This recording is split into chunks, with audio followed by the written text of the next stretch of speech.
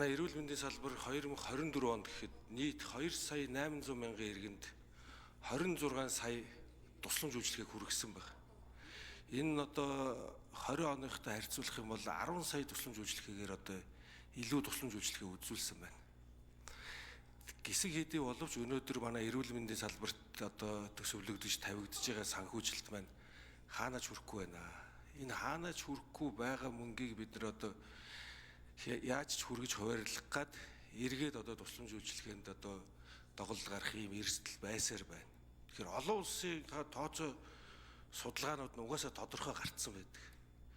Дотоодын нийт бүтээгдэхүүний дор хаяж 6% хүрэх юм бол эрүүл мэндийн салбарын санхүүжилтийн асуудал нь шийдэгддэг гэдэг ийм судалгаанууд нь гарцсан.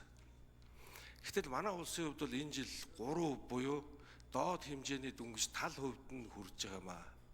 Тэгэхээр бидний одоо тавьж байгаа гол зорилго бол нэг жилийн дотор шууд 2 дахин нэмэгдүүлээд 6% хүрэх бол одоо мэдээж боломжгүй.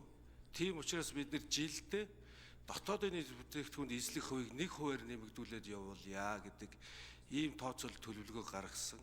Ингээд 2028 он гэхэд бид нэр эрүүл мэндийн салбарын нийт санхүүжилтийг дотоодын нийт бүтээгдэхүүний 6% хүргэж чадах юм бол бидний одоо манай салбарт үүсээд байгаа энэ асуудал маань шийдэгдэх нэ. Ингээд бид нэр 2026 онд одоо төсвийг тооцоолж төсөөлж өгөхдөө дотоодын нийт бүтээгдэхүүний 4% хүрэхээр ийм тооцоол төлөвлөгөөг өгсөн байна. Ингээд 2027 онд 5%, 2028 онд 6% хүргье гэдэг ийм тооцоолтойгоор ажиллаж байна.